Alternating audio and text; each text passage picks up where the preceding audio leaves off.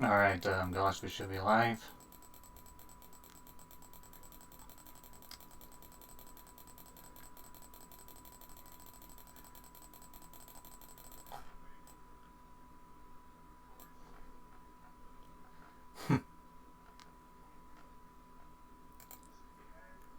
Yeah.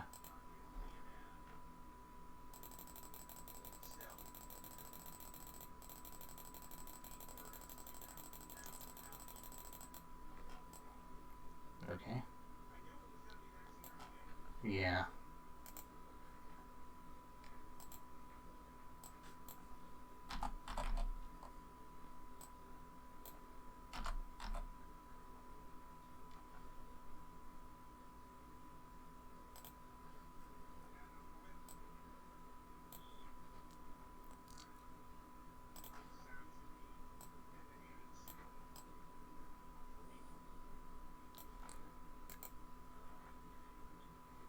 Mm-hmm. Oh boy. Yeah. Okay, let's see here. You can hear me?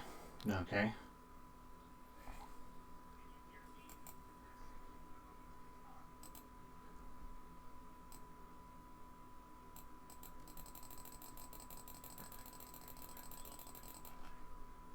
Yeah.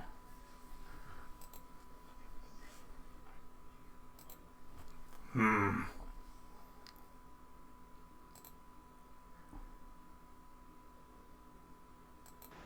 Strange.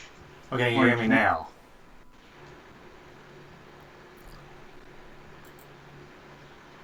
Well, not me, Okay, but... I heard Adam say strange, so you're coming through now. Okay. Okay. That's good. Oh, thank God. And Yeah, I I'm think I coming can through hear now. me over you. Okay, now Twilight, say a couple things and Adam don't talk. Okay. Can you hear me?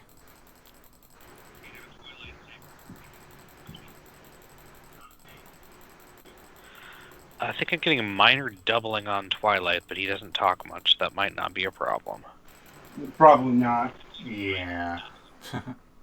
Also, he's quieter than I think everyone else. Is that Let's see here. like that does seem to be his natural cadence? That might be part of it. Yeah. Most Yes. likely. Psst. I think the important thing is that I am heard and our guest is heard. Now, Yeah. Basically. so For now, you're coming through clearly. I'm coming through clearly. all right. So good test. So we will see if we can repeat that with the guest who is Yeah. on standby. So I shall add him post haste. Yeah. Good. I like it when things work out as planned.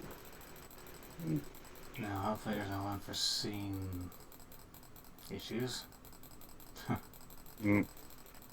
AKA beyond our control is what I mean. Well, I mean, I think it's a little late for that. Yeah. I mean, because we started early, Hello. we're still ahead of time. Yeah. Yeah. Hello, Ken. Are you there? I am. Can you hear me okay? Yes. I can hear you. What about you guys? I can hear him. All right. Perfect. Good. And yes, he's coming through clearly on the stream, too. Good. Great. Like, like,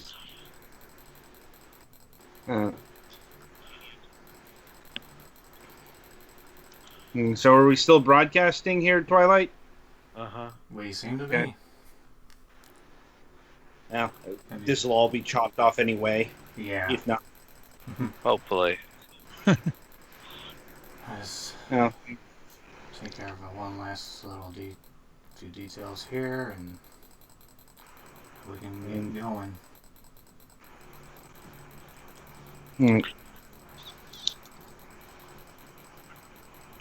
a bit early, but Yeah. circumstances have forced this. So So I've been chatting on email with Adam. Who are the other fellas on the thread here? I'm Twilight Winter. I'm the one taking over for our main streamer right now. He's Nice. currently in the hospital right now. Oh no. yeah, He has probably appendicitis. Oh dear, that's not fun. yeah. So we've been doing a bit of adjusting. It looks like everything is working fine in terms of tech operator. We're still waiting on updates. Mm-hmm. Oh wait, Petty updated Oh, what? What do you say? over the Discord. Oh, Discord? Yeah. Okay. Seems that he doesn't have his but an IBS flare up. They're going to keep an eye on him. They're keeping him overnight for observation. Or they're keeping him until later tonight. Later tonight. Still. That's not much fun either, and in fact, in some ways, that's worse because that's longer term. At least appendicitis, you get it done and it's dealt with, right? But He has some long-term health issues, yes. But yeah, my son's got a similar condition, so he's got ulcerative colitis. So yeah, I mean, not to frame fun. this potently, this is not the first time he's been in the ICU. This is probably not going to be the last time either. Yeah, tough. And at least this won't kill you. Yeah, the important. Yeah, so he's doing well enough. Yeah. That's good to know. Because appendicitis gone wrong can result in all kinds of nasty stuff ending up in sort of your general body cavity, which is, bad. For sure. Right. But anyway, so I guess.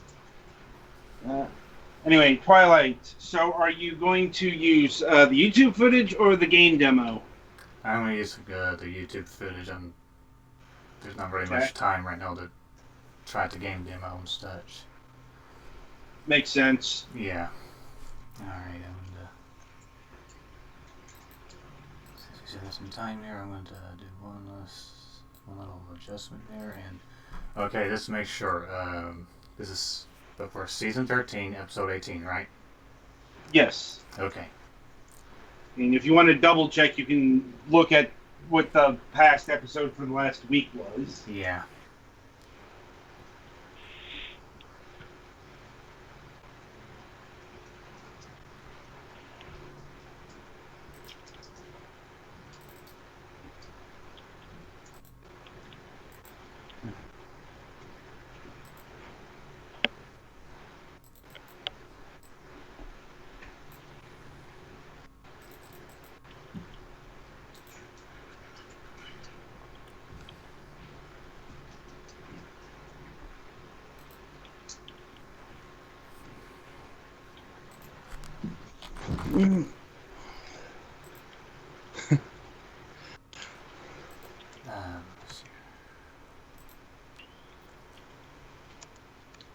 So whereabouts are you all guys based?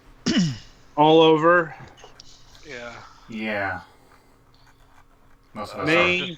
Generally eastern half Kentucky. of the U.S., but all over for that. Yeah, all of us here are in the East Coast, or East Coast area, if you will. Oh, and I'm sorry, I didn't introduce myself. I'm the Gollux. I help contribute to interviews if I come up with questions, and am on review staff. But otherwise, well, I guess today I'm the ears to make sure that the technical stuff doesn't fail too. Cause... Well, I mean, you're usually our ears when Twilight's not available. Right. You're our ears during the morning show. Mm-hmm.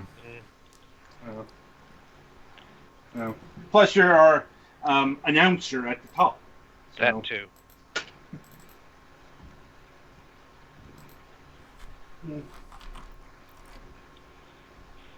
So how are you guys finding the podcast stuff with the with all the COVID? Are you finding that you're getting more uptick because of that, or?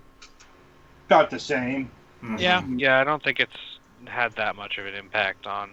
Certainly, it hasn't been anything on the production side. I don't really pay attention to the numbers, but I know that our audience isn't huge, and I'm not shocked at that because our budget also isn't huge. But we try to do what we can to Yeah. contribute news to the Right. your internet Anyway, community. do you have a link to the Twitch page? Ken? Yeah. Do you have a link to the Twitch page where we are broadcasting, or? I actually just hosted you guys, so we're hosting you on ours as well. So yeah. Yeah. Not that we have any audience, but who knows? More reach is better than less reach. For sure. We don't really use Twitch too much. We so busy developing, we haven't got a lot of the other platforms. They're still on, Facebook and Instagram have been our biggest ones so far, but we'll slowly start to grow it as we get closer to launch here. Right. Streets of Rage Yakuza crossover available for 1 week next week. Yeah, it's excuse me, no, 3 days. This week, this coming weekend. Yeah, Sega's doing a whole bunch of demo prototype things for their 60th anniversary. Anyway, Twilight, do you have all the music queued up properly? Yes. Okay. Of course, you're gonna have to listen in because for some reason I've never been able to figure out how to get to play on Skype. Right. That's because you lack the stereo mix. Yeah. I mean, I have the option for it. Yeah, but still because doesn't it's work been for me. literally deprecated. I don't think that program is even available anymore. Somehow Penny's held on to it. Yeah. Well, yeah, that if you have it, you can keep using it, but you can't download it from anywhere that I was able to find because I looked when I had to host a couple. Right. So one last little check. God, so is our audio okay? Test. Yeah. Like there's no echoes or anything like that. I'm still a little unnerved by that. Sounds good to me, yes. Alright. Then, I guess we're good to go then. Alright. So, you got anything for, you got something for the top, Galax?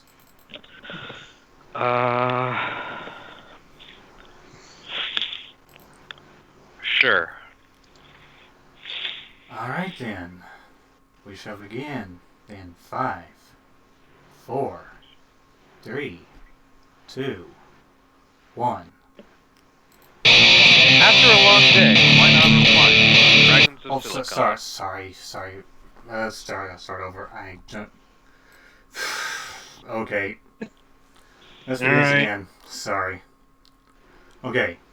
Don't forget to change the pre-show time to recording, too. Yeah, I won't forget. Got ahead of myself there. Sorry. Okay. You want me to do the countdown? Yeah. 5, 4, 3. Of course. 2. Huh? Something happened? Yes. Hang on. Gotta pause for a bit. What? It can wait. No, you. I paused, so just a minute. That is cousin Don. Oh, yes, I saw that. We did you see Facebook? I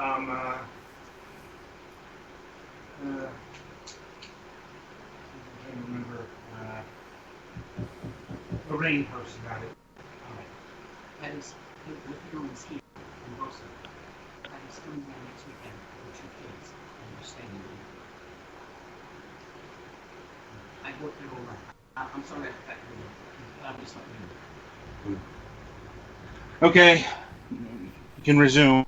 Alright. Okay, I'll do the countdown, Twilight. You can change the thing when it's done or whatever, and Okay. then play the song after I'm done. Okay. Alright. Okay. Then we can begin in 5, 4, 3, 2, 1. Had a long day? Why not unwind with some Fragments of Silicon?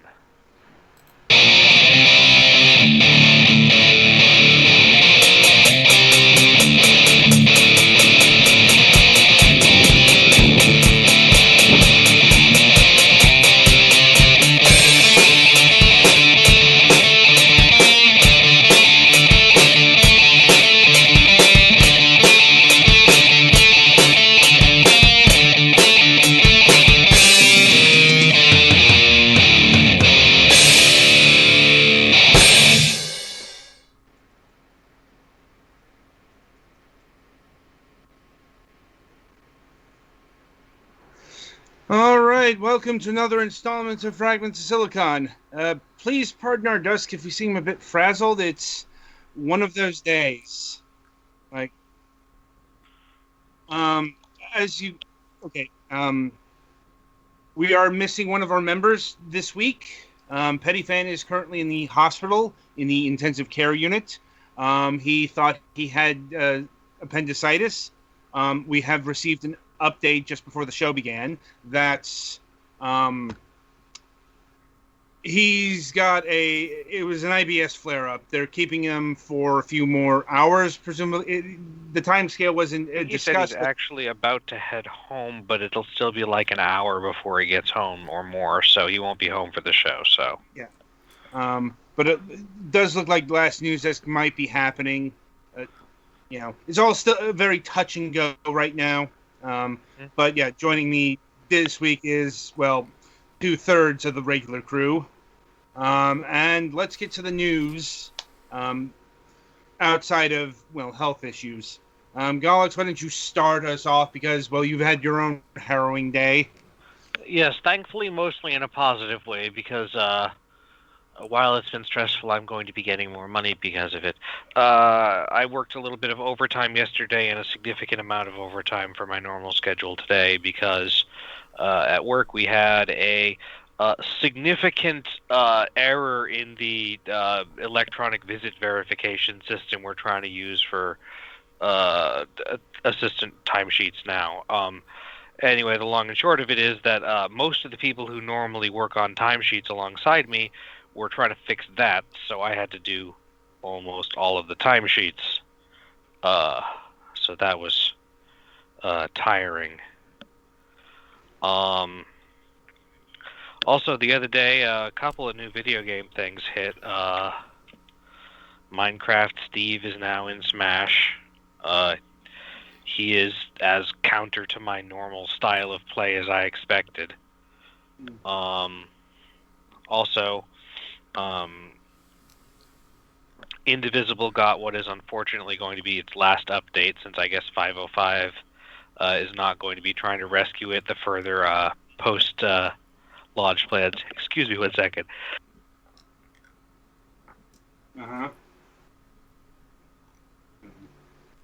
Sorry, I get a little bit sneezy when I'm short on sleep.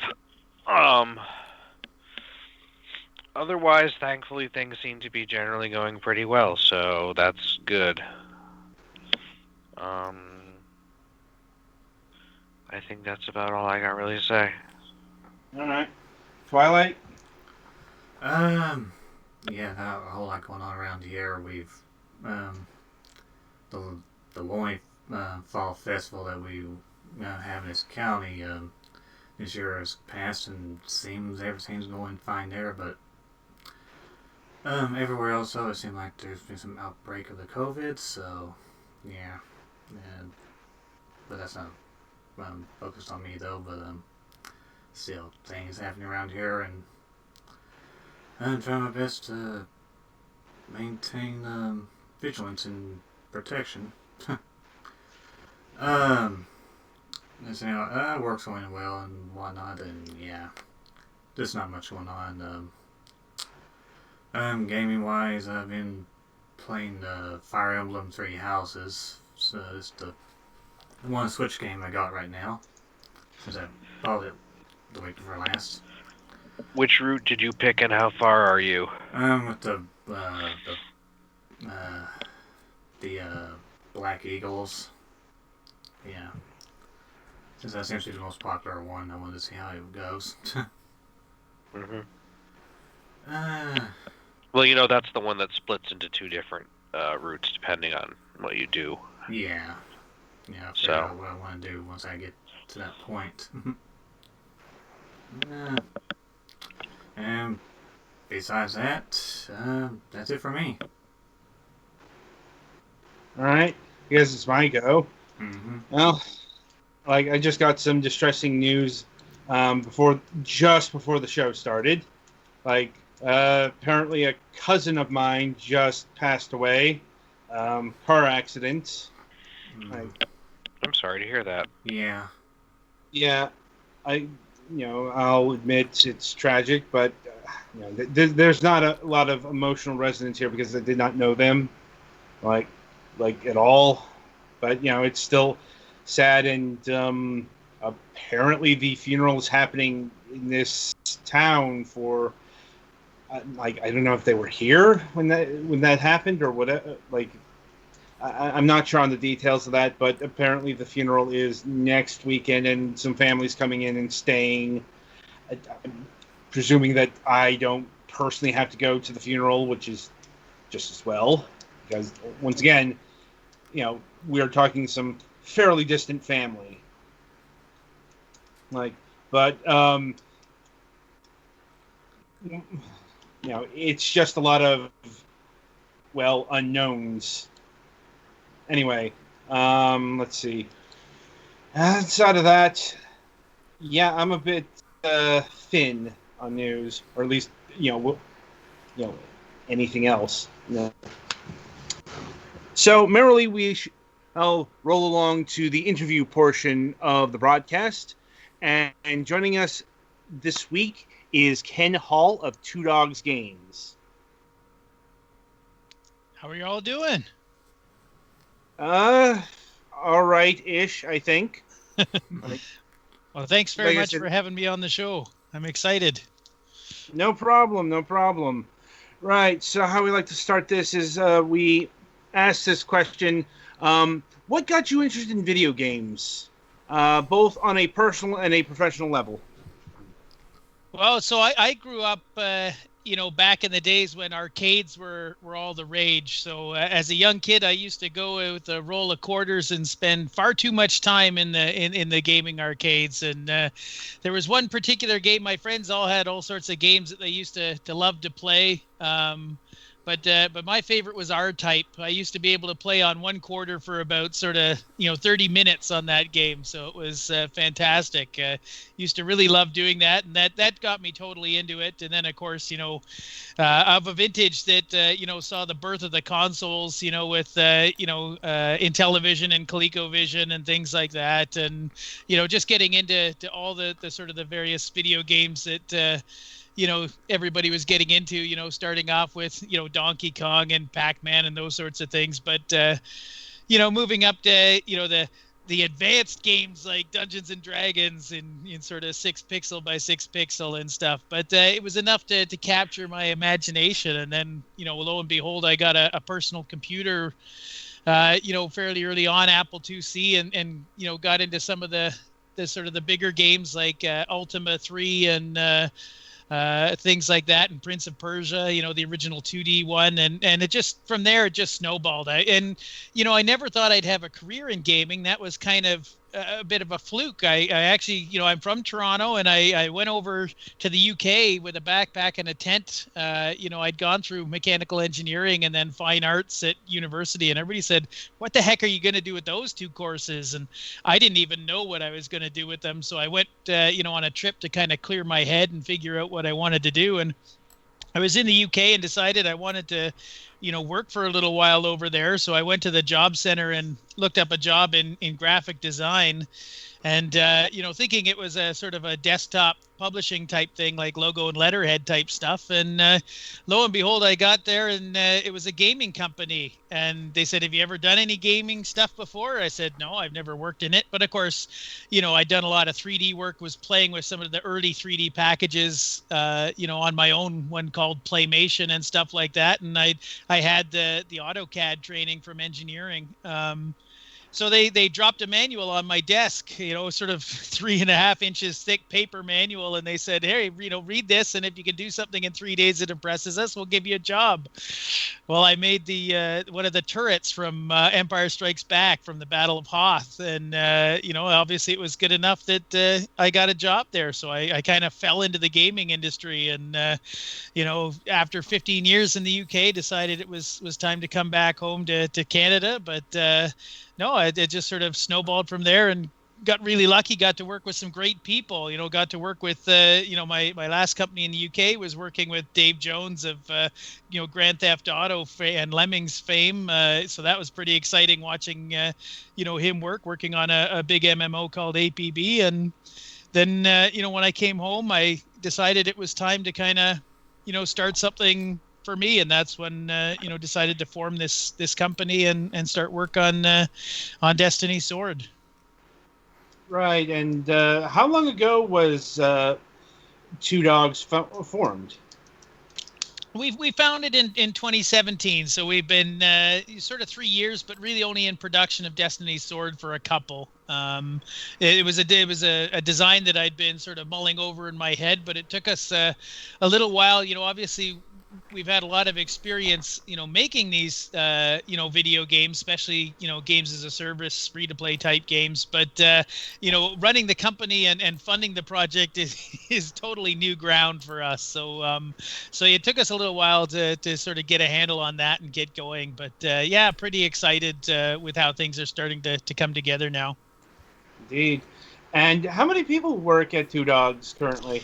So we got 6 full-time employees on the staff and 6 that are contractors. So 12 overall in the project. And sometimes we expand depending on the stage of production that we're at. Yeah, that sounds fairly typical for a burgeoning indie developer. And well, getting to the game itself, what is Destiny Sword for the uninitiated? So it's quite a novel combination. So, sometimes it gets a little hard to explain. We typically, bill it as what we call a living narrative RPG. So basically, if you could imagine a game like XCOM, kind of merged with The Sims Online.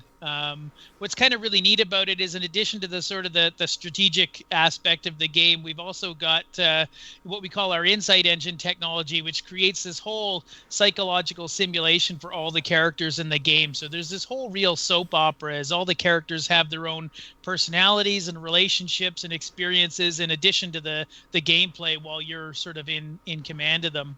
So that really creates all these sorts of personalized stories that intertwine with other players' experiences and kind of shape the world. So that's kind of the best way to describe it. Is it's just this living story world that it's basically like a multiplayer choose your own adventure kind of feel. What a curious setup.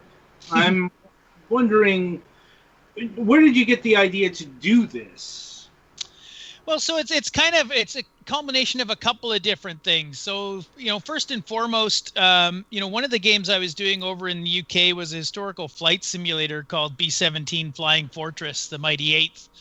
And, one of my roles in sort of working on that project was to interview the veterans. And, in talking to them about their experiences, it became really clear very quickly that, all the books and stories and all the movies we'd watched, they only talked about the few moments for the most part when these guys were in combat. But, they had to make a life over in theater for up to 5 years, in a foreign country. And so, really got a feel for how much deeper the experience went than that. And I was so inspired by their stories, I then went on to create an audio book of, interviews that I did with British Sherman tank veterans from World War II.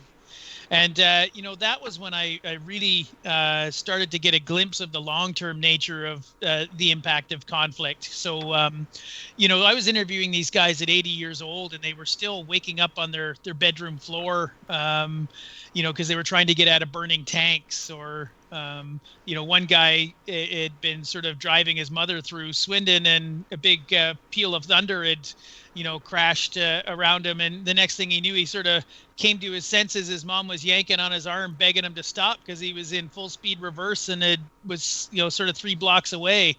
So it really, hit me that look, this is something that sticks with these guys for life, and it's not a side of the story that we normally hear much about. So that was a big driving force that I really wanted to, we'd be obviously combat games were sort of a big deal. They're sort of a one of the bigger genres out there, but I really wanted to sort of tell that story in a way that depicted the other side. So not just the excitement of the action, but also kind of the gave a bit of idea of what the aftermath was for both the participants, and obviously the people that are caught in the conflict. So that was probably the biggest driving force. And then of course, we've had through the years, we've had a couple of people that are good friends of mine and even former teammates who have struggled with mental health issues. And, unfortunately, a couple of former colleagues have actually taken their own lives, some due to the pressures of the gaming industry and some just because they were having a tough time. But again, it was just something that was really important to me to sort of say, okay, how can we do a better job of, helping encourage people to come together and support each other instead of, a lot of these games where, even the PvP mechanics are directly opposed, so that you really start to resent the other players. So that was the other thing really wanted to do, was try to create a game that encouraged teamwork and cooperation above all else, and encouraged people to sort of support each other and sort of help each other. So those were the two sort of driving factors, in addition to, of course, wanting to make pretty interesting game story wise too, because one of the neat things, I was reading some books, sort of the last piece of the puzzle for us. I was reading some books by author M.D. Cooper, and she writes this Eon 14 universe that, she's got over 500,000 copies sold, and it's just fantastic. But the books were about a soldier in power armor who was sort of, dealing with the consequences of her own conflict, because she was actually made into this sort of cyborg against her will. So I thought it was a really unique perspective, because in addition to being exciting, combat stuff in these books, the author Mal was actually starting to look at how the characters think and feel, and that maybe the good guys aren't necessarily the good guys, and that sort of thing. And I thought, wow, this is a perfect synergy with what we want to do with our universe. And I wrote away to her and said, hey, were you interested in maybe coming along and writing for a video game? Have you ever done that before? And she said, no, I've never done that before, but I'd absolutely love to do something like that. So that was the final sort of piece of the puzzle, brought the depth of the narrative into the experience. And when all of that came together, it was clear the direction we ought to go in. Like, that's certainly a bold direction. Like, I can't specifically think of any game that covers, like, specifically post-traumatic stress disorder. I mean, there have certainly been games that have showcased the horrors of war, like this War of Mine comes to. Well, no, they did a great job. And Valiant Hearts. Yep. But specifically the mental issues that come out of war. I'm not saying that they don't exist or what have you, but, well, how do I put this? This is not exactly a subject that, the mainstream games industry has explored all too often. It's like, really only Spec Ops: The Line comes anywhere close. Like, and I suppose my question in relation to this is, how do you make this an enticement to the players out there? Yes. You're right. So one of the things that obviously from the get-go we were very adamant that we wanted to do it with dignity and respect. So we didn't want to make it, sensationalized or kind of stereotypical.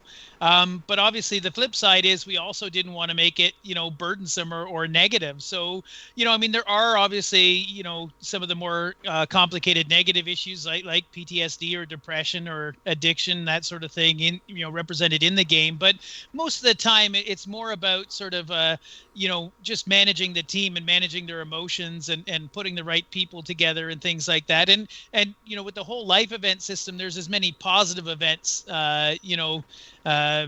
You might get a character whose relative back home has had a young child, or they get they start to have relationships with each other, or sort of have good experiences. They have a night out with the team at the bar, and have some crazy stories to tell, that kind of thing. So it's certainly not all doom and gloom. We wanted to make sure that the game itself, the mechanics, were never really punitive to the player, but that they did encourage you to really get to know each character, to get to understand what makes them tick, and how they get along with the other members in the squad. So who's going to work best with whom, and who's the best fit for a certain situation or a certain mission type or something like that. So that's really the line we've tried to tread, is to make it so that you're really rewarded in the game for getting to know the characters and understanding how to put them in the best place to succeed. But it's certainly not a burden. And for players, we've made enough room that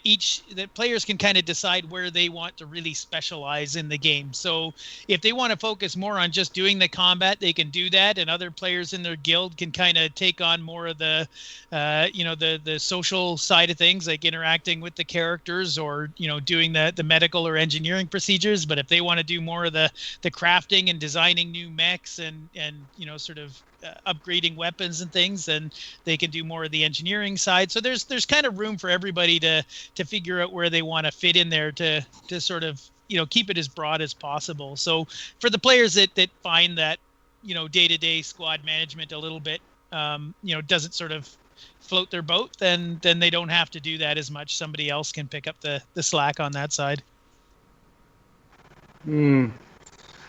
Sounds like there's quite a bit of range here. Mm-hmm. And digging deeper, kind of talking about in the abstract here, but how would these mental issues, the post-traumatic stress disorder, actually manifest in the game? Like, would it be like it is in real life? And how does it affect people, like, in the game? Well, so we're trying to do these conditions as realistically as possible. We've partnered with some fantastic consultants. We partnered with Take This, who are a games-based mental health charity, and their clinical psychology team is advising us. We've also partnered with a couple of veteran support groups in both the U.S. and Canada, who are helping being very generous and sharing their experiences, but also helping to kind of guide us and improve some of the stuff. So, like I say, most of the time it's more managing their emotions and things. And if your characters get too extreme in any of the emotions, even the positive ones, if they get too high in joy or trust, for instance, if they're too high in joy, they're going to be a bit euphoric, and so they're not going to pay as much attention. Their accuracy will go down, their initiative will go down.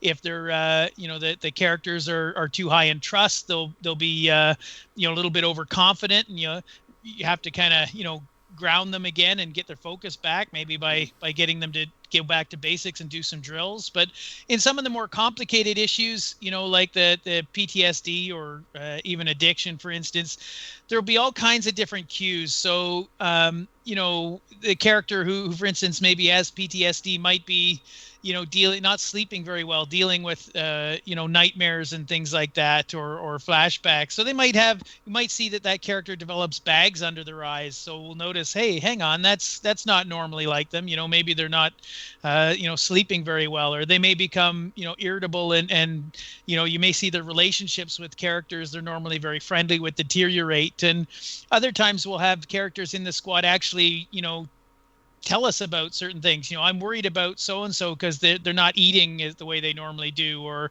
I'm worried about so and so because they don't seem to have much energy any of the time the way they used to. And So that's where getting to know the characters and notice these changes is really going to help.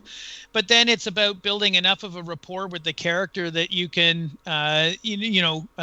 discover what the issue is, and then work with them to convince them to seek treatment. And one of the things we decided early on was that we didn't want to actually do any diagnosis process ourselves as a player, because we didn't want to give people the idea that with a little bit of knowledge they could go and diagnose their friends, for instance. So instead we took the tack of wanting to recognize that there is an issue, and then encourage that character to seek treatment. And obviously, if they seek it willingly, it'll be much more effective than if you have to order them into treatment. So that's really what you're trying to do, is build up that trust level. And then once they start entering that treatment, it's your role as the squadron commanders to try and support them through that, and try to get them back to full effectiveness as quickly as you can. And you mentioned treatment. Exactly what does one do in the game to actually treat these mental maladies? So that's part of that process that I was talking about. Is treatment itself, the process will be a black box. It won't be something the player will be involved in. Your goal is just to get the character to into treatment, to get them to acknowledge the problem and willingly seek treatment. It would be the ideal, or worst case, you have to order them into treatment, and then, as I say, support them through that recovery process. You'll get a list of sort of information back as to how you can support the character. And again, depending on the level of trust you have, it'll be with that character will determine sort of how much they open up and how much they tell you. And some characters, maybe because of their personality, may just be a closed book anyway. So yeah, it's going to be different in every process how you go about that. I see. And in terms of the squad or the guild, how big of a unit are we looking at here? So each player as a squadron commander will eventually control up to 20 characters. You start out with 8 characters, and you'll work your way up as you progress through the campaign. You unlock more slots in your barracks. You rank up as a commander. And then, as a guild, the players are all part of this support ship, which is the guild-owned base that from which the teams launch into combat from. And the support ship, you all work together to develop that, to flesh out technologies and to upgrade it, which gives you better capacities in all the different factions, whether it's medical or combat or engineering. But one of the things you guys can do is upgrade the support ship to different models. So, to start off at launch, there will be a small, medium, and large, and the small ships will, hold a guild size of 20 people. The medium ships will hold a guild size of 40, and the large ships will hold a guild size of 60 players. But one of the things we want to do afterwards is start to expand that roster of support ships to specific roles. So you might have a combat specific support ship, which will give bonuses in the combat side of things, or a medical support ship, which will give you a boost to the medical procedures you can do, and obviously that sort of thing. So there'll be all kinds of different things that will be able to evolve as the game progresses. I see. And will there be PvP? So yeah, we have a couple of different. Well, at launch we'll have 4 different game modes. So the first, the PvP mode, is what we call the war game mode. So every day the war is going to basically reset, and it'll be a sort of like a persistent game of Risk, where you'll be capturing and holding territories on a map.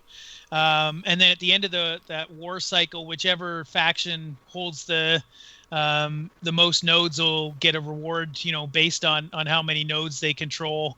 And so, each day players will get about an hour to compete in the war mode, to try and maximize the amount of score that they can put forward. So, the best guilds, when you're trying to compete for the leaderboards, either the personal or the guild-based leaderboards there, the best teams will be creating kind of a raid style of support mechanic where, while, for instance, I'm off doing my hour of combat, then, you guys would be on the support ship doing the medical and engineering procedures to keep me out there. And then when my hour is done, you guys will go out in combat and I'll support you guys on the support ship doing the medical and engineering. I mean, if one player, you can't obviously do it all on your own, but then every minute you're in the medical bay healing up your wounded characters, you're not out at maximizing your score kind of thing. So that's going to create some interesting sort of race dynamics as we see how that kind of unfolds. And then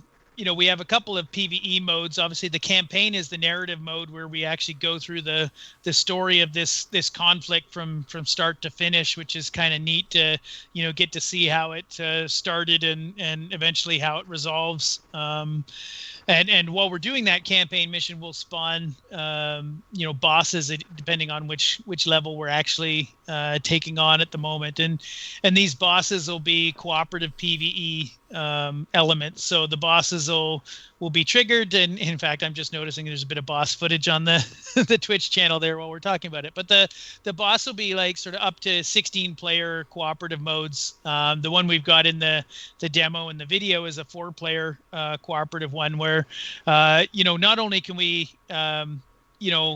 control our squad and play our actions on the boss, but we can also affect the other players. So if we see somebody getting hammered, we can say throw shields on them or heal their characters or repair them, that kind of thing. So it's a very much a cooperative mode where we might even want to start specializing where we'll have a tank team to kind of draw the attention of the boss while a DPS team is hitting it in behind in its weak spot, and we've got a heal team who's trying to keep everybody standing while they're doing all that and kind of thing. So lots of different dynamics there. And then the final game mode is a sort of a procedural quest mode, which is kind of really neat. We'll be building these quest maps, and they're kind of a drop-in pick up and play mode. So we'll actually have a broadcast system there, so you'll be able to broadcast to the entire faction and say, look, I want to jump in and do a patrol quest. Is there I need somebody who's got a medic or somebody who's got an engineer to contribute or somebody who's got a soldier or something like that. And so you'll build these groups.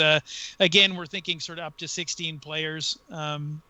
And actually go through these sort of quest modes. And that's really where the kind of the choose your own adventure stuff comes, because as you move across the map, there'll be all kinds of neat activities, some skill testing things, some combat, some kind of story based segments, and really your goal is to get everybody across the map in one piece and while still trying to achieve your objectives. So that'll be kind of fun, but we actually have a vision for that where not only will that be cooperative PvE, but actually sort of have an opposed mode for that. So while your team is trying to achieve their objectives, a team from the other faction is actually in the same map trying to go for their objectives. So now you have to decide, okay, do I want to try and sneak past and complete my objective, or do I want to engage the enemy and try to stop them from getting to theirs? Or so is the game going to be calibrated around a 50% success rate, or? It just depends. Each sort of mode has a different sort of balance to it. So in the case of the war, the whole idea of the war is that we want everybody to kind of stay relevant to the war regardless of what level they are or how long they play. So the difficulty level of the missions is always relative. So if you pick the medium combats are a 50-50 or balanced to 50-50. So whereas if you pick an easy combat, you're always going to get somebody who's easier than you. If you pick a hard combat, you'll always get somebody who's much harder than you. And so there, the rewards obviously are commensurate with the risk you take, and it's just up to players how much they want to gamble or sort of how hard they want to, make it for themselves. But everybody, regardless of how often we play or what level we are, will all be able to kind of contribute effectively to the guild's success in that mode. Okay.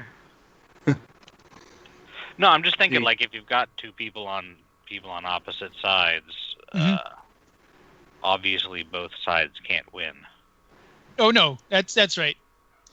You mean in the opposed PvE mode, the quest modes? Yeah. Yeah, no, that'll. I mean, it'll be interesting to see because again, like I say, the core objective there, because it is a sort of persistent combat game, is to get everybody through the mission, in one piece. Achieving the objectives is therefore a sort of secondary goal. Your primary goal is the safety and security of the team. So it'll be interesting to see where players decide. Do they want to stick their neck out and start risking, but then have the repercussions if they get characters into trouble or that sort of thing, or yeah, it'll be kind of neat to see how they play. I mean, it was certainly you could avoid the enemy entanglement and just both go and complete your objective, so you could have a version of that where both sides win for sure. And then it's just a case of who decides they want to start to throw a wrench into the works for the other team first, and then everybody reacting to that.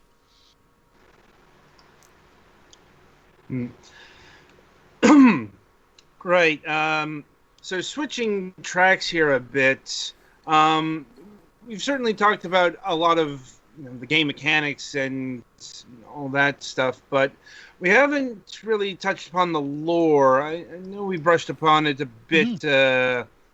Now, is it based in the Aeon 14 world? No, it's a completely new universe.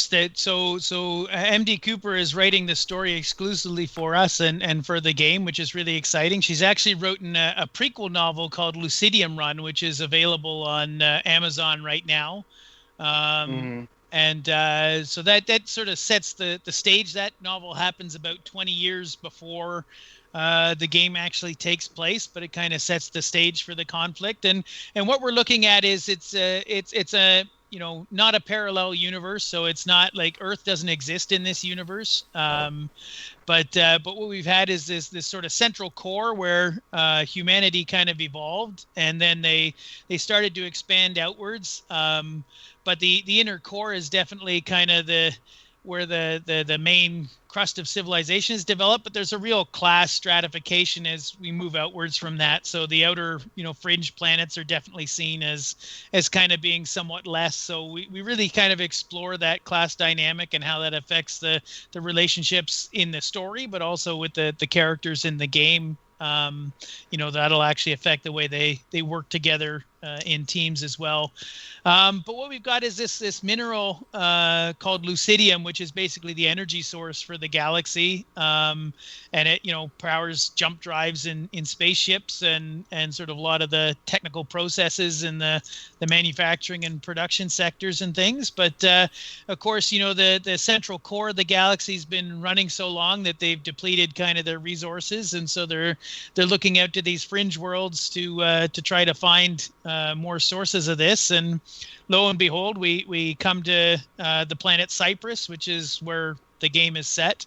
Until now, it's been a paradise vacation world, resort world. But they found that it has, fairly extensive amounts of lucidium, and so we're, the inner core planets, sort of think they can just go and take it over. So the local population starts to kind of rebel against this and rise up, and there's a bunch of riots and things that kind of destabilize the production process. So we've got two factions in the game. We've got the sort of the corporate faction, the consortium, and their security forces called Secure Corps. And so they send their security forces in to protect their mines and production facilities. Which then, the galactic government, the other faction, decide to send in their peacekeeping forces, the Protectorate, to kind of maintain order and try and make sure that the security forces don't take liberties with the local population and stuff. But, we'll learn as the story goes on that both sides are really just trying to control the flow of lucidium for their own, purposes. And, so it'll be all about exploring, okay, what is the right thing to do? Which side, we thought we were going in for the right reasons. Are we? And kind of looking at that, but, also looking at, how does the conflict affect not just the participants, but obviously the people that are caught in the crossfire, and we'll get to kind of explore some of the themes surrounding that as well.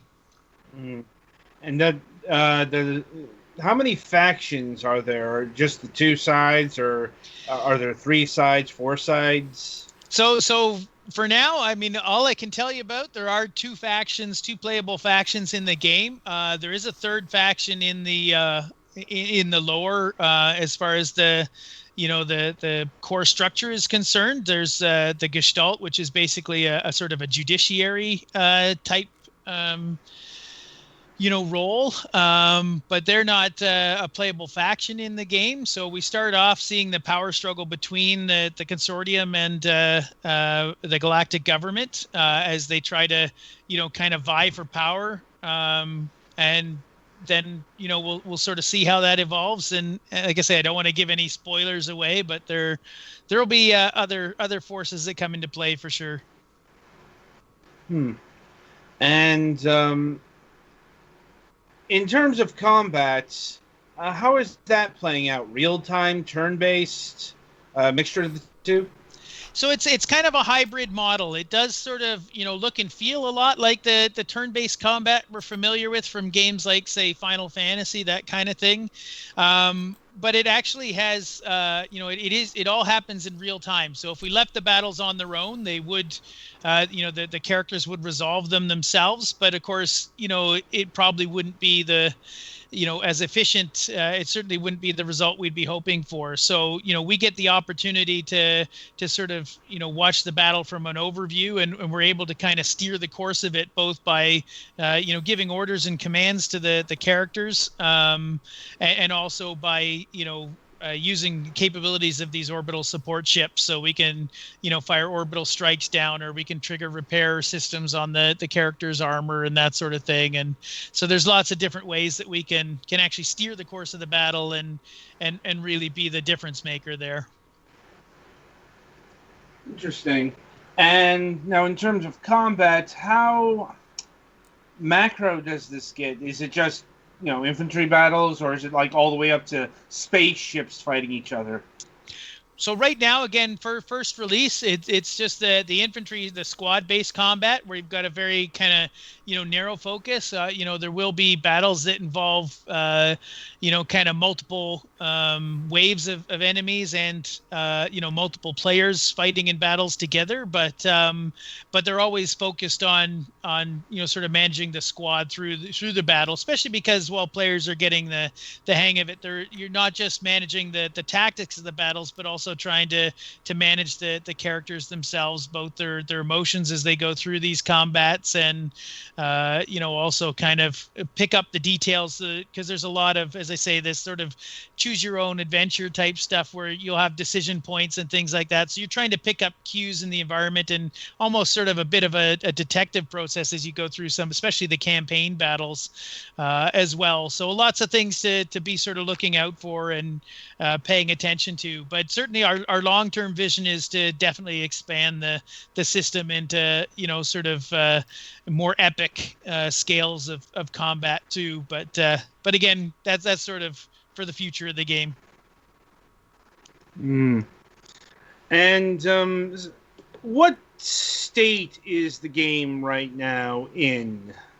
So we're very early alpha. We've got most of the technical systems are in. What we don't have right now is the sort of the tutorial onboarding process, which is what we're working on right now. The first couple of episodes of the campaign that kind of guide you through how all the systems work together and things like that. So we're hoping to get that out in time for the November shows. We'll be at MIGS, the Montreal Gaming Show, and also at Nordic Game later in November. Both of those are in November. I think MIGS is the 12th of November, and Nordic Game is sort of more like the 25th or something. So certainly in November anyway, we'll be updating the Steam build with the first couple episodes of the campaign to give you a feel for how the story side of things is going to work, but also to give more of an onboarding process, because the current alpha demo is really drops you into the deep end with no guidance. It's just, here, figure it out for yourself, which is harsh, but we've been really grateful for the way the public have reacted. It's been very important to us to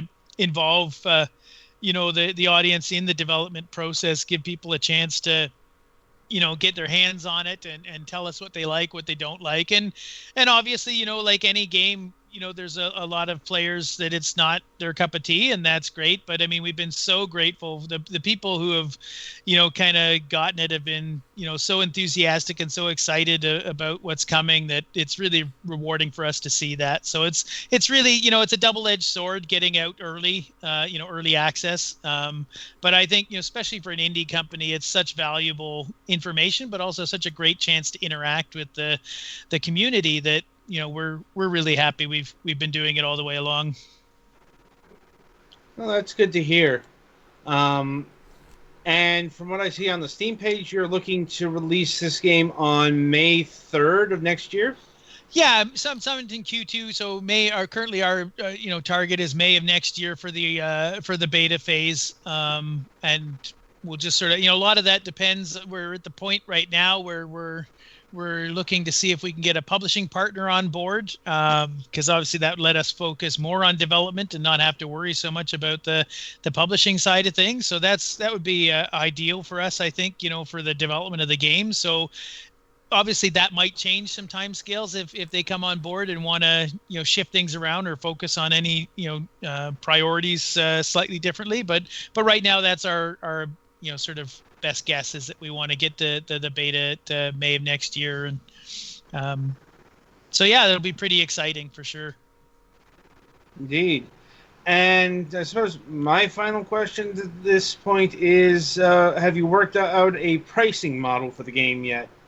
So again, while that it's entirely possible that if we brought a publisher on, they might want to make adjustments to that. But basically, our vision right now that we're really excited about is sort of a hybrid model. We call it micro subscription. So it is a free-to-play game, and it's true free-to-play. Like, there aren't any paywalls or anything like that. You can definitely, pay and play and explore the entire game. In a completely free-to-play format. But the what we have are these what we call micro subscriptions, which are sort of microtransactions with loyalty reward bonuses. So, there'll be low cost, short duration. I mean, just on the order, give an example of say a couple dollars a week or something like that. So, and they'll cover all the different aspects of the game and allow you to tailor the gameplay in the way you want. So, they'll cover, medical and combat and engineering, but also resource collection or the character counseling, that kind of stuff. So just for instance, if a player's maybe lost their medical character, they might take out a 1 week medical micro sub. Which will give them access to better recruits from the medical academies. It'll also give them access to, cheaper training and thematic customization. You might get a set of scrubs that you can put on your characters, which will make them feel more confident in medical procedures or things like that. But the other thing is we've always tried to make sure that all the purchases, first of all, there's no pay to win in the game. You can't actually buy combat prowess or anything like that. You can't buy competitive advantage over other players. But what you can do is, we want to make sure that all the purchases benefit not just the purchaser, but also the team as well. So in the case of the medical stuff, you'll get a boost to your success rate in medical procedures and things like that. So, that'll help everybody on the team, obviously. So we really wanted to make sure that we got away from some of the resentment that we see in a lot of the pay-to-win games where, players who do decide to make purchases, it kind of get ostracized, right, as wallet warriors, because by making a purchase, they've made our game, they've made us worse by default. And so, we really wanted a, kind of mechanic where everybody kind of lifts everybody else up. Well, that's good to hear. It's like it's always nice to see when a free-to-play game isn't going for the exploitation, so to speak. Yes. Right. I'll see if my colleagues here have any further questions for you. Sure. I'm good. Pretty sure I'm good, yeah. All right. Ken, thank you for taking time out of your schedule and being with us here today. Certainly intrigued at what I've seen so far, and looking forward to the beta release next year. Hopefully, it can hit its release target. Though in this era of COVID, stuff like that's always an uncertainty. But anyway, the game is Destiny Sword. It currently has a pre-alpha demo available on Steam that you can play right now. It is projected to be released in May 3rd of 2021, though that can shift. And pricing will be updated, I'm sure, via their social media. Twilight, play us to the next segment. Yeah.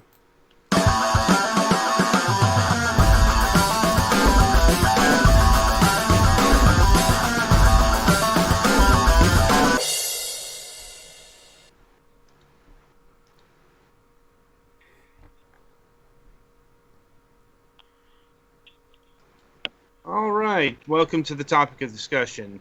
This week we are talking about the Pikmin franchise. Oh boy, picking some mins. Yeah, we are talking about Pikmin because the deluxe version of Pikmin 3 is slated to come out October 30th or 31st. Trying to remember exactly. Yeah, there we go. And Pikmin has been around for quite a long while. Though it's certainly not one of Nintendo's top-tier franchises in popularity, which I know it's always been a point of gnashed teeth with the fan base. In fact, I believe with the first Pikmin game, its soundtrack actually outsold the game itself.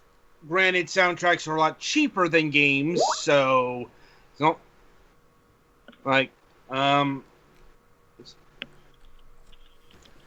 but Pikmin never been a million-selling thing like, say, Donkey Kong or Pokemon or, insert franchise here. It's always, it's one of their cult franchises. Probably kept alive by the fact that it's one of those that was inspired by Miyamoto's passions. In this case, it was inspired by his love of gardening. Mm-hmm. I think that comes across pretty well in the game. As abstracted as it is away from gardening and finding small living things in your garden. Okay. Sorry, I was responding to the guest who's leaving farewell messages. Anyway. But yeah, Pikmin was based off of that, and also it was based off of, not sure if people remember this particular tech demo, but the 100 Marios tech demo that was shown off at the Space World 2000 event. Indeed, Pikmin was very much a technical showcase at the time to display what the GameCube could do. And that is, have 100 objects, let's say, going at once that you could control. Characters, yeah. Mm-hmm. And indeed, Pikmin is probably the first good RTS on consoles. Yeah, actually, it does the RTS function very differently than a lot of...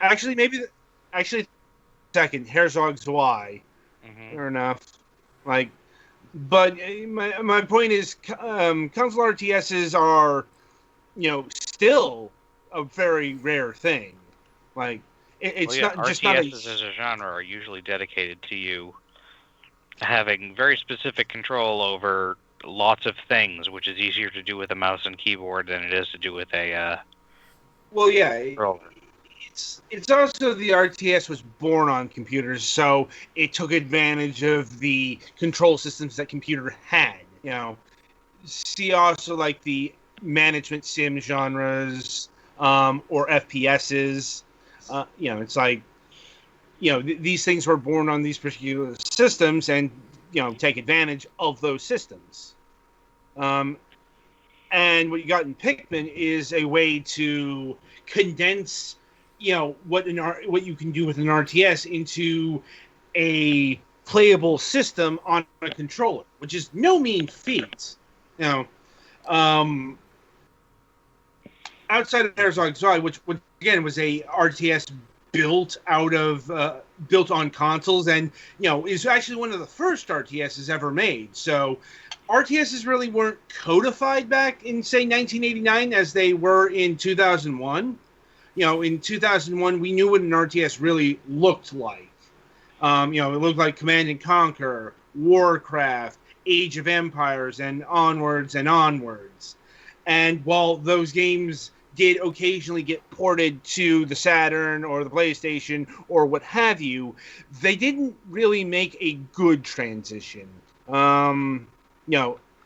Like the PlayStation version of, say, Command and Conquer is playable enough if you have a mouse, but a mouse is still only part of the equation when it comes to RTSs, because RTSs really take advantage of that keyboard as well. RTSs are really reliant on having a lot of buttons available at any given moment. Granted, you can drive a RTS by mouse alone. The icons are there, but it's like you probably want to be hitting your hotkeys. Yeah, it's much faster if you have a keyboard. The keyboard for having a lot of options, and the mouse for the precision. Anyway, so what Pikmin did was it took this incredibly complex genre and made it, I hesitate to say kid-friendly, because even though Pikmin is, I think in the beginning rated E for everyone, but that's mainly because E10 and up didn't exist. Because when you get down to it, Pikmin's actually quite violent. Violent. But it's like animal. It's garden violence. Yeah, I know. I'm just stating the actual implications here. It's a very brutal world where things devour things all the time, and I know there's a lot of people there who get heartbroken when Pikmin get devoured, and make that sound. Mm-hmm. Among the innovations that were made are your units. What would be units in most RTSs are pretty much you can tell them like go towards a point or come to me or whatever, and you can physically throw them places, but a lot of their actions are pretty much self-directed. Like you throw them towards something that they can do something with, they will generally mostly do it themselves. It's also, and they also made things like switching units and having gatherings there very accessible by virtue of once again condensing the factions down to 3. You still have your resource gathering and the building of units and all the RTS things, but it's a lot simpler than Age of Empire. Like there's no dedicated resource gathering units like your typical RTS would have, or a unit that's dedicated to specifically grabbing shit. Once again, that'd be a specific task for a specific union in a more advanced RTS game. Right, but in Pikmin, any Pikmin can fetch. Yes. One of their biggest things, actually. Yeah. Now, there are differences in how the Pikmins handle tasks, certainly. Like, when it comes to breaking down a wall, you're going to be wanting to use your red Pikmin, or different Pikmin, depending on the sequel. because they are the red, the blue, and the yellow for your primary Pikmin factions, and indeed that's all you get in the first one. Additional Pikmin units did show up in the sequels, but those got changed out, and they are like extras. Yeah, they're still the red, blue, and yellow Pikmin are in every game, and they each have a different function, but they're all pretty basic. The yellow one changes in between games, but 2 and 3 they each have 2 Pikmin that obviously the ones from 3 aren't in 2. But Right. the ones in 2 are in 3, but like only in the challenge stages. Something like that. They weren't very well balanced, frankly, but They weren't very well balanced in Pikmin 2. No. Yeah, being a little bit slow is not actually much of a trade-off for being literally 10 times as strong as a normal unit. Oh, and you can also stun enemies with the purple Pikmin. Like, no, seriously, the Pikmin 2... They're so heavy that when you throw them, which, again, you can't throw them quite as far, but, like, yeah. I mean, Pikmin 2, when I think about it, it definitely had some balancing issues, like having yellow Pikmin completely immune to electricity in that game made the final boss a cakewalk, because it literally couldn't do anything against yellow Pikmin. Yeah, like, that was an oversight. But anyway, in regards to the first Pikmin game, this is known as the time pressure one. Because, if you're not familiar with the general conceit of Pikmin, especially the first game, this is where Captain Olimar, an all too subtle anagram of it's Mario. Literally an anagram of Mario. Yeah. Like, he crash lands on an unknown planet, Earth. I'm like, they don't call it Earth, but, Pikmin 2 kind of gave that away a lot. I mean, even in the first one, there is a number of brand name merchandise that is resources that you can find and use. Mm-hmm. Mm-hmm. Anyway, Captain Olimar crash lands on not Earth, and all of his ship parts go flying all over the landscape, and he's got to find them all within 30 days, or else he dies. Yeah, he can't breathe Earth's atmosphere. Yeah. He's apparently a methane breather. Or something, yes. Mm-hmm. Yeah. It's specifically the oxygen that will kill him. Yeah, that's chemically plausible. Oxygen's pretty nasty stuff, really. Yeah, but we don't really have time to go into free radicals. Mm-hmm. I know. But yeah, so Olimar finds these plant-based creatures called Pikmin, and he's got to command them to get all the ship parts and kill all the monsters, because once again, Earth is filled. This garden Earth is filled with all sorts of nasty creatures that want to eat you and eat the Pikmin. So you got to use mostly the Pikmin, but you're like there, and they're not picky. No, there's not anything in this game that seems to have like human level intelligence. No, I'm like Bulborbs certainly aren't anything smart. Like, and yeah, so that's the basic conceit of the game. I think there's about 4 areas.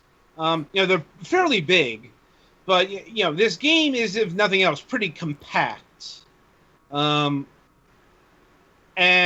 fairly short, because a day doesn't last a day. It's I forget, like, it was 18 minutes or something like that. Something like that. Mm-hmm. It's designed so that you can get in a day or two in a kid-sized play session. Right. And it's not just a straight run through to get all the ship parts. Certainly you can do that, and you'll probably do that on your first run. For starters, there are 4 different areas you have to go through, and you can't get some things in Well, some of the areas until you go to other areas to unlock things. Well, it's also, there are like secrets. There are like secret boss monsters that can only be encountered in certain days, certain conditions, that kind of thing. And yeah, opinion is generally positive. I personally didn't care for the time. Yeah, the opinion of the first game is heavily based on how much you mind time pressure, and also mind literally not being able to fuck around much after. Mm-hmm. Like, once you can go home, you do. And I think in the post game you can go back, but if you're doing anything right by that point, there's no reason to. Mm-hmm. But then again, the game isn't so daunting that you have to really worry about, hitting the time limits. Like, it's kind of hard to emphasize how short this game actually is.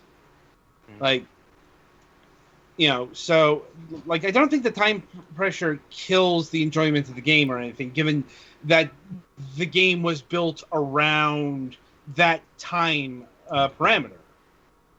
But yeah, it's like there are people who just didn't like the time component. And indeed, that was taken out of the sequel, Pikmin 2. Sort of. I'm like, well, yeah, the overall time limit was pretty much taken out. It's still got the time mechanic, but it's pointless. There's nothing that really happens as time goes by.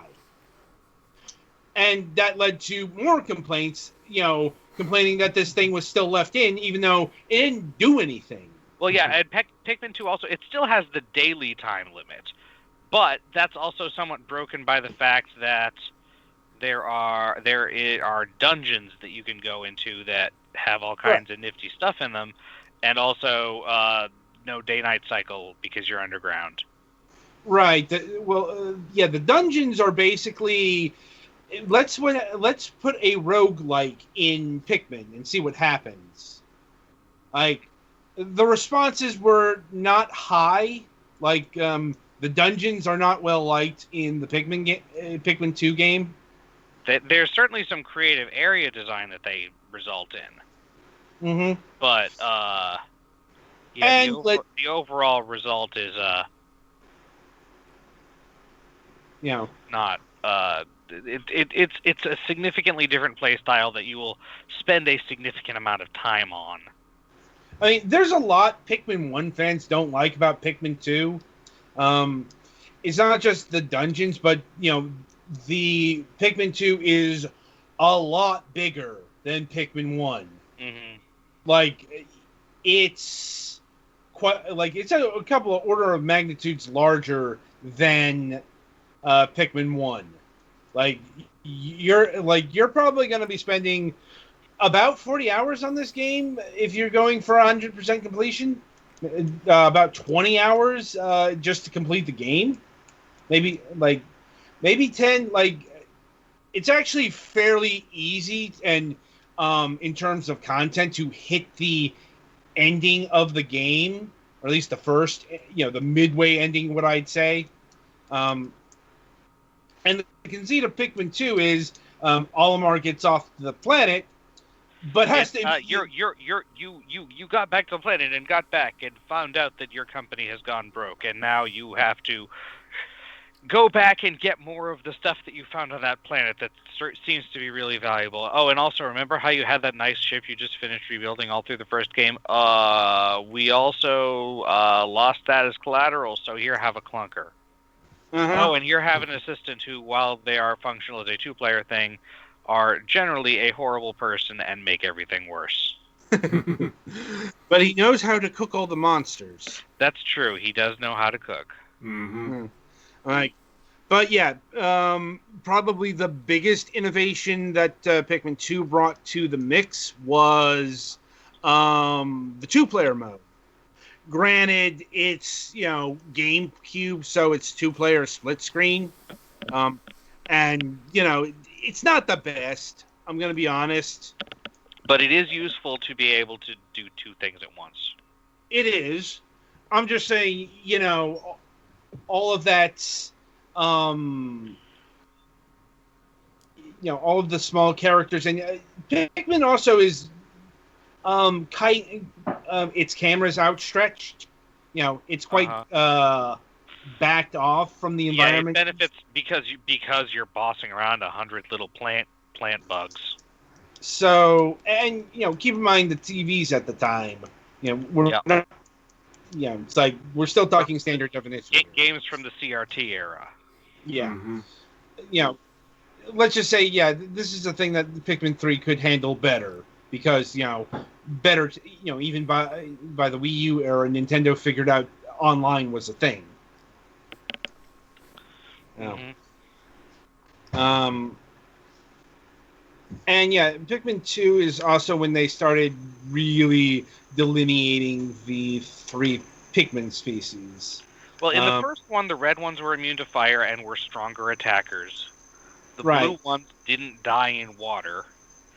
And the yellow ones could pick up and use, and also I think were not damaged by the explosive rocks that you use to do demolition, basically, in certain areas. Right. In 2, they gave the bomb rock ability to all the Pikmin, and also red Pikmin have noses, blue Pikmin have mouths, and yellow Pikmin have ears. Mm-hmm. And I think yellow ones always flew a little further when thrown because they have ears that are like floaty. They look kind of like wings. Yeah. In 2, they I think they did more with cold, which blue Pikmin are also good with, and they introduced more electrical hazards that yellow Pikmin are immune to. Yes. And Pikmin 2 introduced 3 new Pikmin types. 2. 3. Oh, the Bulbmin? Yeah, the Bulbmin is the 6th Pikmin type. They're parasitic Pikmin that basically take over baby Bulborbs, and you can boss them around. But I don't think those generally appear outside of dungeons. They do not. They are resistant to all hazards, but they are only for that dungeon. But they do count as the 6th Pikmin type. But the 2 big ones were the purple Pikmin, which are slower than any other Pikmin type, but are really overpowered. Like it's not just they're slow. You can't throw them as far, but they're the ones that do 10 times as much damage. They carry 10 times as much, which is important because that each object that you need to bring back to your base has a weight, and the weight is how many Pikmin it takes to carry it. And if you go over that, up to I think usually double or more, it goes faster, which is good when you're under time pressure because at end of day, even scarier stuff comes out. Right. And there's also the white Pikmin, which are the poison Pikmin. Yeah, they are of dubious use. Their best use is probably that they can sense totally invisible buried objects, which, is a bit of a manufactured use. But also they're immune to poison gas. And also, if you don't feel bad for killing Pikmin, if you make enemies eat them, the enemies actually take damage from it. Indeed. And you can't get purple or white Pikmin the normal plant, from an onion. You have to convert them in dungeons. Well, you don't get Pikmin from the onions exactly. Well, you do the first time, but... there are onions which are actually like little UFO things with 3 legs. They don't actually look much like onions, if you ask me. Pikmin bring stuff back to the onions that isn't for the ship, mostly these little number pellets, and then they spit out more seeds of Pikmin. But yeah, the purple and white ones in the dungeons underground, there are, I forget the name of them, but they are purple and white flowers that you throw Pikmin into, and then the thing digests for a while and then spits out an equal number of purple or white ones. Right. And Pikmin 2 actually introduced the sprays. Oh, right, those things. Yeah, the stone spray and the berserker spray, remembering correctly. Though Pikmin 1 had the honey system. Mm-hmm. The honey was just something you get that would... Because Pikmin, based on how long you leave them in the ground, they start out with a leaf on their heads, then the leaf turns into a bud, and then the bud blooms, and the more mature they are, the stronger they are, I think, and the faster. Slightly. Mm-hmm. But if you found honey, you could mature them instantly. And then, you find certain fruit things, you can make juice sprays that improve your Pikmin's behavior. Yep. And Pikmin 2 is also where things like challenge mode got introduced. Mm-hmm. To, if nothing else, introduced a whole bunch of stuff. Yep. Really did expand the Pikmin universe, so to speak. And these were both games for the GameCube. As I said, they did okay-ish, I think. But they didn't set the world on fire. Pikmin has never done this.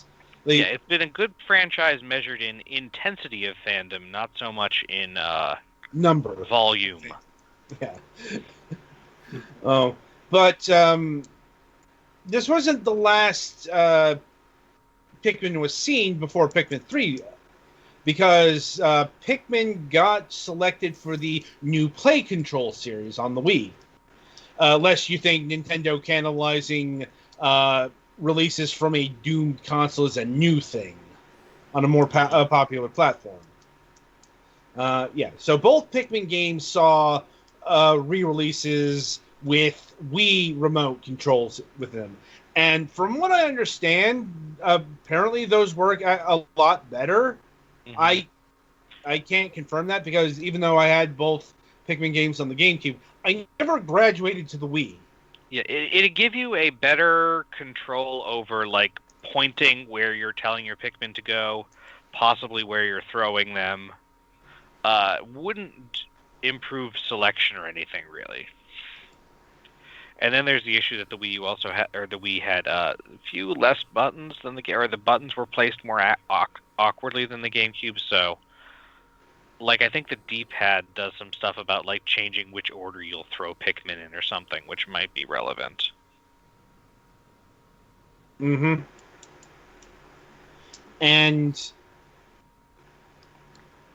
for whatever reason, Nintendo of America really fucked about with the new Play Control release of Pikmin 2. Mm-hmm. Wii era Nintendo of America was not the best. I think that can be admitted. Like, but it's just like, Europe and Japan got the game like 5 years before we did. That's a little weird. No, it was 4 years, 2009 to 2012. Like, seriously, Japan, March 12th, 2009, Europe, April 24th, 2009, Australia, May 14th, 2009. North America, June 10th, 2012. Like, just as the Wii U was launching. Yeah, I'm glad that era of Nintendo is dead and buried. Like, just... Anyway, so, speaking of 2012-ish... that's about when Pikmin 3 was announced, if I'm remembering correctly. I think so. I think it was I think it was showcased at E3 2012 for the first time.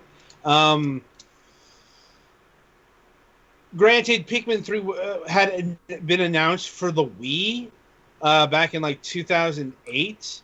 So this is another tradition. because Pikmin 4 was announced, I think, during the Wii when the Wii U was still a thing, but still hasn't really materialized to this day. Mm-hmm. Like, what's actually going on with Pikmin 4, we don't know.